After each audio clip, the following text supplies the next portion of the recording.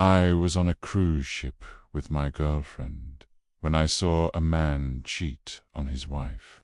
He then offered me thousands of dollars to keep quiet. Now, I could really use this money, but is it worth losing my morals? Should I have told the woman, or just mind my own business? What would you have done in this situation? My girlfriend and I had been together for 1.5 years at this point, and when we decided to go on our first ever cruise together, I was very excited. We set sail from Miami, and our destination was the Bahamas. The 4-day trip would include 2 stops at different islands in the Bahamas, 1 overnight stay there, and then we'd be heading back to Miami. I was looking forward to getting a tan and relaxing by the pool. My girlfriend, on the other hand, couldn't wait to explore the islands and do some shopping. I mean, she'd been planning this for months. But hey, whatever makes her happy, I guess. We boarded the ship and everything seemed fine. The cabins weren't ready yet, so we headed over to the buffet for lunch while we waited for them to get the cabin ready for us. It was then that I saw him. He was sitting at a table alone, eating by himself and reading a newspaper. Something about him just gave me the creeps. I couldn't put my finger on what it was. Maybe it was the fact that he kept looking around nervously. Or maybe it was the shifty look in his eyes. Whatever it was, I just didn't like him. A few minutes later, my girlfriend went over to get some more food, and she came back with a strange man. "This is Tom," she said. "He sat in the same spot for hours and didn't leave. So I went over to talk to him, and he told me he was waiting for someone." She looked at me and raised an eyebrow. "Why don't you go over and say hi?" she said.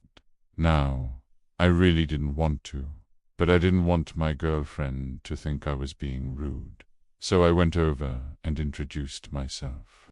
Tom was nice enough, and he actually seemed relieved that someone came to talk to him, because he had been getting a bit worried. "How long have you been here?" I asked. "For a couple of days now," he replied, "and I'm leaving today." "Oh, okay," I responded. I wasn't buying it. I just got this feeling that something wasn't right. Whatever it was, I just couldn't put my finger on it. "So, are you enjoying your stay so far?" I asked. "Yeah, it's been great," he lied. "The weather's been beautiful." "Oh, yeah," I said. "No." I knew the weather had been bad for the last 2 days. It was raining and there were strong winds. "No way, it's been sunny. I can't wait to get off this boat and go home," he added. "It's been rough." I wasn't sure what he meant by that. Was he sick? Did he get injured? I thought about asking, but then he changed the subject and started talking about the food. "It's not that good, if you ask me," he said. "I mean, they try, but it's just not that great." I agreed with him. The food was pretty bad, but I figured that if he had nothing better to do, he probably just felt bored. At that point, my girlfriend came back over and sat down between Tom and me. I think she did that on purpose. Tom seemed a little uncomfortable with it, but he didn't seem to have a problem with it. "It's been nice talking to you, but I'm gonna go get another plate of food," my girlfriend said. "Do you want anything?" "No, thanks," Tom said. "I'm actually full." My girlfriend smiled at him, and then she walked away. Once again, I had the creeps when I looked at him. I tried to ignore him, but he kept staring at me.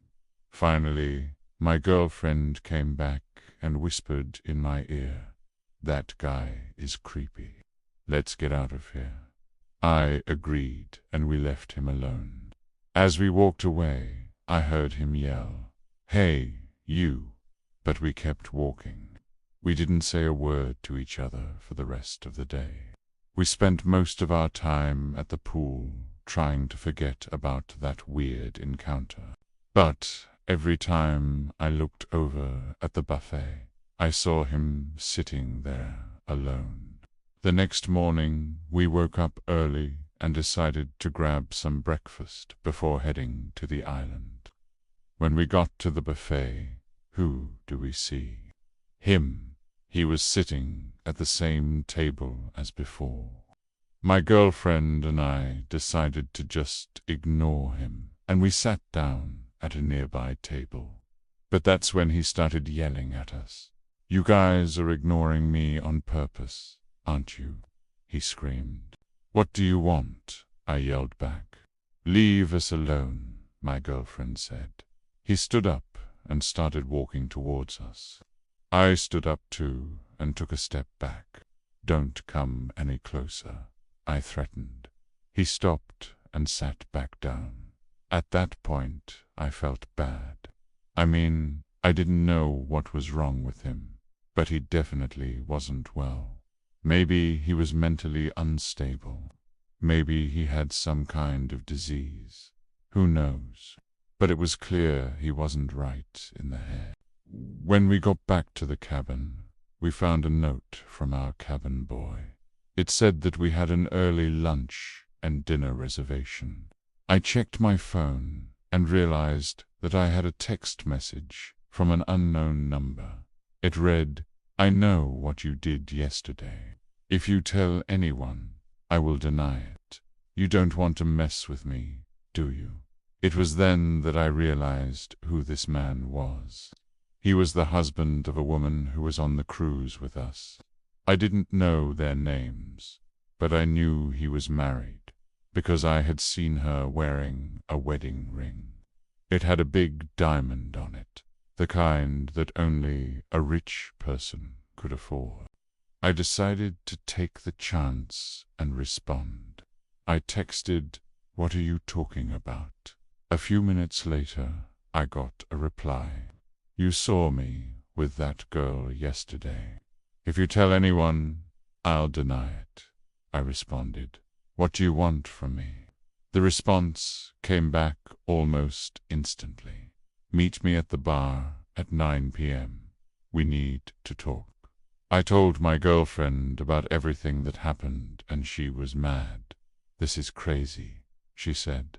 "Are you going to go see him?" "I don't know what to do," I replied. "Should I call the police?" "No, that's not gonna help," I said. "I mean, what would we even tell them? The police aren't gonna do anything." She thought for a moment. "Well, if he wants to meet you, then go meet him. But bring me along." "Okay," I said.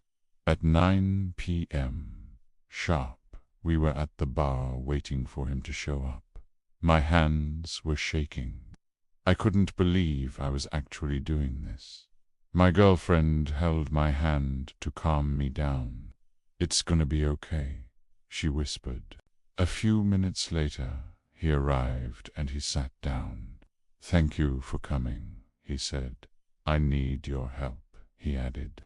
"I've been following you around the whole cruise, trying to get your attention, but you wouldn't talk to me." "I'm sorry," I said. "I didn't know what to say."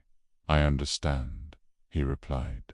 "But now that we're alone, I need you to promise me that you won't tell anyone what you saw yesterday." "Why should I do that?" I asked. "Because," he said, "my wife is a very jealous person. If she finds out, she'll go crazy. Let me make it $10,000, he said. "We're not doing this." My girlfriend finally spoke up. "Doing what?" he asked. "Keeping your dirty little secret," she replied. "You're disgusting. How could you cheat on your wife like that? Then blackmail someone for not saying anything. I didn't mean for it to happen, he pleaded. I'm begging you, please don't tell her. No, my girlfriend said firmly. You should have thought of that before you cheated on her. After he left, we didn't hear from him again.